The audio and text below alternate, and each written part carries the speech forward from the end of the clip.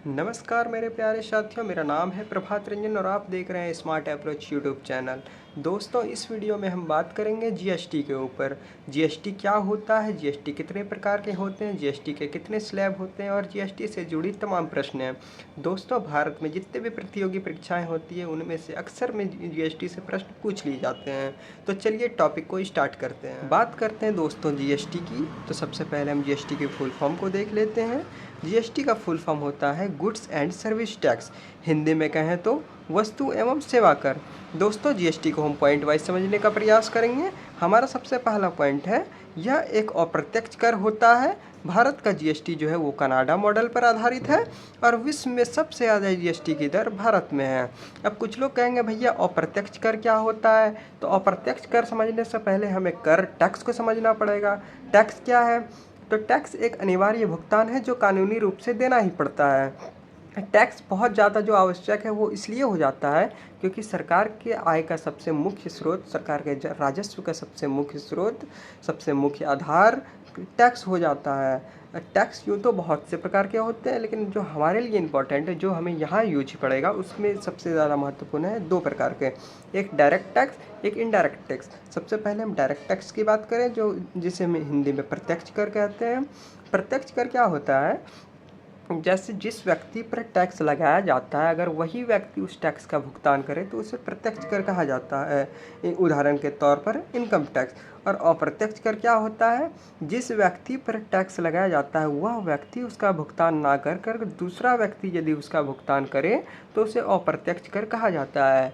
उदाहरण के तौर पर जीएसटी। अप्रत्यक्ष कर को हम उदाहरण के तौर पर समझने का प्रयास करते हैं।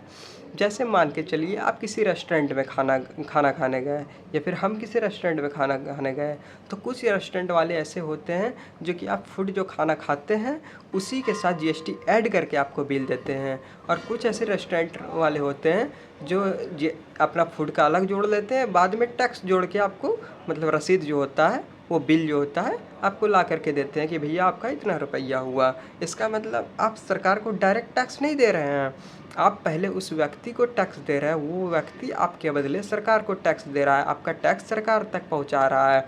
अब उस व्यक्ति को जो सरकार तक टैक्स पहुंचा रहा है उसको सरकार के पास पहले जीएसटी का पंजीकरण करवाना आवश्यक होता है। तो बात करते हैं, तो आगे बात करें तो जीएसटी पंजीकरण को किसको किसको करवाना पड़ता है? तो जीएसटी के दायरे में 40 लाख रुपया टर्न ओवर ईयरली वाले व्यापारी को जीएसटी पंजीकरण करवाना पड़ता है।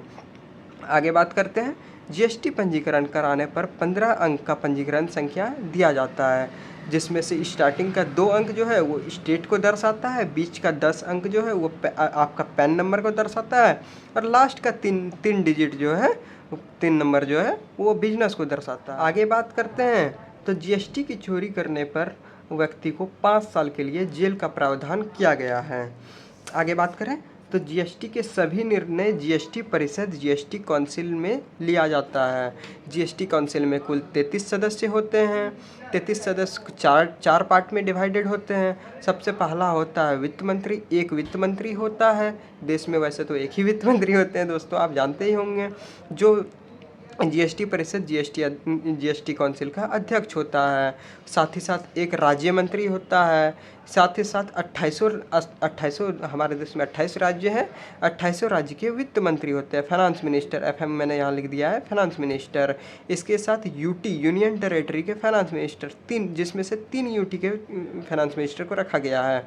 एक दिल्ली, एक जम्मू एंड कश्मीर, एक पांडुचेरी। 28। अब इसको जोड़ के जरा सा देखते हैं दोस्तों। एक अध्यक्ष हो गया, एक राज्य मंत्री हो गया, 2 28 राज्य के वित्त मंत्री हो गए, मतलब 30, 2 और 28 30, बाकी 3 जो हो गए यूटी के फाइनेंस मिनिस्टर हो गए। इसके बाद आगे बात करते हैं, भारत में जीएसटी कलेक्टर समिति की सिफारिश पर लागू किया गया था। और यह लागू कब किया गया था? तो 1 जुलाई 2017 में लागू किया गया था। आगे ये कुछ फैक्ट्स है दोस्तों जिसे डायरेक्ट प्रश्न पूछ लिए जाते हैं कभी कभी। जीएसटी भारत का जीएसटी 101वां संशोधन था, मतलब संविधान के 101वां संशोधन में भारत में जीएसटी लागू कर दिया गया। वह 122वां नंबर का बिल था।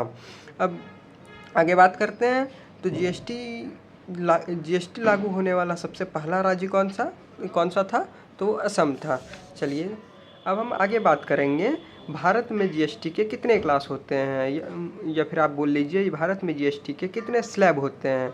तो भारत में जीएसटी के कुल 4 क्लास या 4 स्लैब होते हैं। पहला 5%, दूसरा 12%, तीसरा 18%, चौथा 28%। अब 5% के अंतर्गत किस किस वस्तुओं को रखा गया है, तो जो वस्तु अति आवश्यक है, या फिर आप यूँ मान के चलिए कि कृषि से संबंधित जितनी भी वस्तुएं हैं, या फिर एडिबल फ्यूल, फर्टिलाइजर्स एट्सेट्रा, ये सब वस्तुओं को 5% के दायरे में रखा गया है। 12% में किस किस को रखा गया है, उपयोगी वस्तुओं को 12% में रखा गया है। उदाहरण के तौर पर डेयरी प्रोडक्ट्स को, आपका एजुकेशन जो है दोस्तों, उन्हें भी 12% के दायरे में रखा गया है। बात करते हैं 18% की, तो 18% के दायरे में आरामदायक वस्तुओं को रखा गया है। उदाहरण के तौर पर कैपिटल गुड्स। बात करते हैं 28% की, तो 28% में विलासितापूर्ण वस्तुओं को रखा गया है, मतलब लग्जरियस आइटम को 28% के दायरे में रखा गया है। उदाहरण के तौर पर आप एसी को देख सकते हैं। आगे बात करते हैं दोस्तों, जीएसटी को कुल 4 श्रेणी में बांटा गया है। बात करते हैं दोस्तों जीएसटी की श्रेणी की, तो जीएसटी के कुल 4 श्रेणी होते हैं। पहला सेंट्रल जीएसटी, दूसरा स्टेट जीएसटी, तीसरा UT GST union territory GST, चौथा आईजीएसटी जिसे इंटीग्रेटेड जीएसटी कहा जाता है। सीजीएसटी की बात करते हैं, तो सीजीएसटी यह सेंट्रल गवर्नमेंट द्वारा लिया जाता है, यह वस्तु के उत्पादन कर पर लगता है। दूसरा स्टेट जीएसटी की बात करते हैं, तो स्टेट जीएसटी क्या होता है, जिस राज्य में वस्तु बनी होती है उसी राज्य में अगर वस्तु को बेचा जाए तो एसजीएसटी लगता है। यूटी जीएसटी क्या होता है, अगर यूटी में वस्तु बनी होती है और यूटी में ही बेची जाती है तो यूटी जीएसटी लगता है। आप इसको स्टेट जीएसटी और यूटी जीएसटी को एक ही प्रकार से समझ सकते हैं, बस ये स्टेट में बनता है, ये यूनियन टेरिटरी में बनता है। बात करते हैं दोस्तों आईजीएसटी की, तो आईजीएसटी क्या होता है, यदि एक राज्य में वस्तु बनी होती है और वह वस्तु दूसरे राज्य में बेची जाती है तो आईजीएसटी लगता है।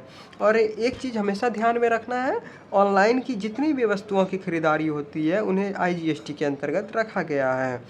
4 प्रकार के, और एक सबसे महत्वपूर्ण चीज़ जो आपको हमेशा ध्यान में रखना है, 4 जिस पर बवाल भी हुआ था बहुत ज़्यादा, 4 प्रकार के जीएसटी में से सीजीएसटी अनिवार्य रूप से देना ही होता है। साथ ही शेष तीनों जीएसटी में कोई एक जीएसटी लगता है।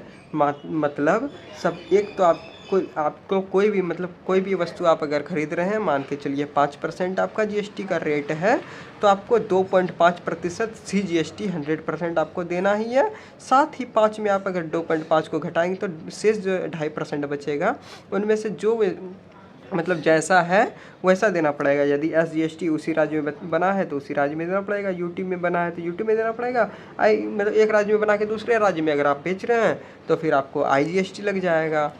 जैसे आगे बात करते हैं, उदाहरण के तौर पे बात करते हैं। चलिए मान के चलिए परफ्यूम जो है वो झारखंड में बन रहा है। जैसे मैं झारखंड में हूँ, मान के चलिए मेरा परफ्यूम का कारखाना है। मैं जो हूँ परफ्यूम को झारखंड में बना रहा हूँ। अब परफ्यूम पे सबसे पहले हम देखेंगे कि परफ्यूम पे भैया जीएसटी लग कितना रहा है।